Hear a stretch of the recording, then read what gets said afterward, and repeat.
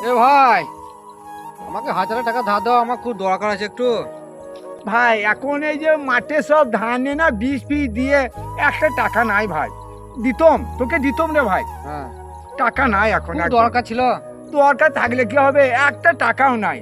আচ্ছা ঠিক আছে, তা তুমি যে মেয়েটাকে লাইন মারছিলে তার কি খবর এখন? ও, ওই মেয়ে ছেলেটা লাইন মারার কথা বলছি তো, হ্যাঁ। সত্যিকারই সেদিন গেলাম না, সব কিছু দিয়ে আলম রে ভাই।